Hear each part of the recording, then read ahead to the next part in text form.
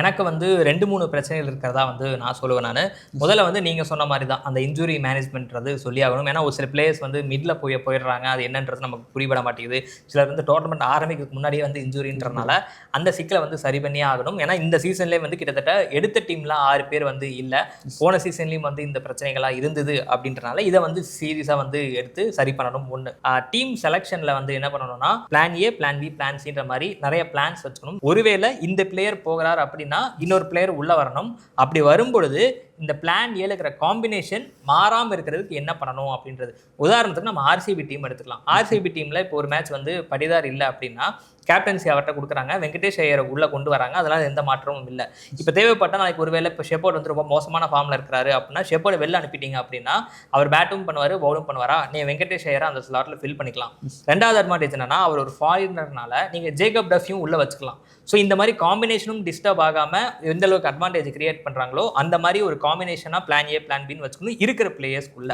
மூணாவது பிரச்சனை எங்க வருது அப்படின்னா இவங்க ஒரு செட் ஆஃப் இதுக்கு வந்து நிறைய பிளேயர்ஸ் எடுத்து வச்சிருக்கிறனால ஒரு சில ஸ்லாட் வந்து நமக்கு எம்டியாவே இருக்கு. அதுக்கான பெஸ்ட் உதாரணம் வந்து ஒரு 3 ஸ்லாட் சொல்லுவேன் நான். ஒன்று வந்து நம்ம டாப் ஆர்டர் சொல்லிக்கலாம். டாப் ஆர்டர்ல ருத்ராஜ் கைக்வாடு, ஆயுஷ் மாத்ரே இருந்தாங்க. பிளஸ் வந்து சஞ்சு சாம்சனு, அதுக்கப்புறம் இவர் இருக்காரு, இப்போ நம்ம உர்வில் பட்டேல் இருக்காரு. ஸோ இவங்க எல்லாமே வந்து கிட்டத்தட்ட 1, 2, 3லே ஆடக்கூடியவங்க. ஸோ இவங்க 4 பேர் இருக்கிறாங்க. இது வந்து ஒரே இதில் கொச நிறைய பேர் இருக்கிற மாதிரி இருக்கு. அதுக்கப்புறம் நடுவில் மிடில் ஓவர்ஸ் ஸ்பின் அட்டாக் பண்ணுறதுக்கு ஆல்ரெடி சிவம் துபேன்னு இருந்தார். ஸோ அதுக்கப்புறமா பிரேவிஸ் வந்தார். பிரேவிஸ் ஃபாஸ்ட் பவுலிங் நல்லா விளையாண்டாருனாலுமே ஸ்பின்னையும் சூப்பராக விளையாடுவார். ஸோ இப்போ அதையும் தாண்டி இப்போ கார்த்திக் சர்மான்னு ஒருத்தர் வந்திருக்காரு. அவரும் வந்து ஸ்பின்னை சூப்பராக ஹேண்டில் பண்ணுறாரு அப்படின்னா கசகசான்னு ஆள் இருக்காங்க. ஸோ இப்போ இதனால என்ன சிக்கலாது அப்படின்னா இந்த டீம்ல ஃபினிஷிங் யார் இருக்கா? பந்து வீச்சிலும் இதே பிரச்சனை தான் இருக்கு. கடந்த வருஷமாவது என்ன பண்ணாங்கன்னா பந்து வீச்சுக்கு டெத் பவுலிங் வேணும்னா பத்ரானா இருக்காரு. இன்கேஸ் அவருக்கு ஏதாவது ஆச்சு அப்படின்னா பேக்கப்பா நேத்தன் ஹாரிஸ் இருந்தாருன்னா பத்ரானா ரிலீஸ் பண்ணிட்டீங்க. நேத்தன் ஹாரிஸ் தான் என்னுடைய வந்து பிரைமரி டெத் பவுலர்னு ஃபிக்ஸ் பண்ணிட்டீங்கன்னா அவருக்கு ரிப்ளேஸ்மெண்ட் யார்? ஸோ அப்போ பத்திரானா ரிலீஸ் பண்ணீங்களா, அவருக்கு ரிப்ளேஸ்மெண்ட்டாக நீங்கள் யாரை எடுத்தீங்க? ஆனால் நீங்கள் இப்போ பார்த்தீங்கன்னா பவர் பிளேல போடுறதுக்கு அத்தனை பேர் இருக்கிறாங்க. அன்சுல் கம்போஸ் பவர் பிளேல நல்லா போடுவார். அஃப்கோர்ஸ் அவர் இந்த சீசனில் வேறு ஃபோர்ஸ்ஃபுல் சிச்சுவேஷனால அவர் டெத் பவுலிங் நல்லா போட்டார்னு வச்சுக்கோங்களேன்.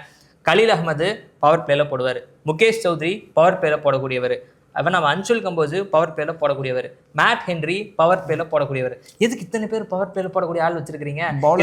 அதான் சூஸ் பண்ணும்போது நீங்க சொல்ற மாதிரி இந்த ஐடியா அதான் வந்து நீங்க ஸ்ட்ராட்டஜிக்கலா மிஸ்டேக் பண்ணாங்க. நம்ம பேசுறோம்ல வந்து ஆக்ஷன்லேயே தப்பு பண்ணிட்டாங்க. இந்த ஆக்ஷன்லேயே பண்ண தப்பு தான் வந்து நீங்க சொல்ற எத்தனை விஷயங்கள் வந்து பேட்டிங்க்கு ஒரு பொசிஷனுக்கு 3 பிளேயர்ஸ், பவுலிங்க்கு பவர் பிளேல போடக்கூடிய எத்தனை பவுலர்ஸ் எதுக்குடா நீங்க எடுத்து வச்சிருக்கீங்க? மேட் ஹென்ரிக்கு திருப்பி ஜாக் ஃபுக்ஸ்க்கு எதுக்கு போனாங்க? ஸோ அப்போ நேத்தன் எலிஸ்க்கு ரிப்ளேஸ்மெண்ட்டுக்கு ஒரு பேக்கப் பற்றி அவங்க ஏன் யோசிக்கல தெரியல.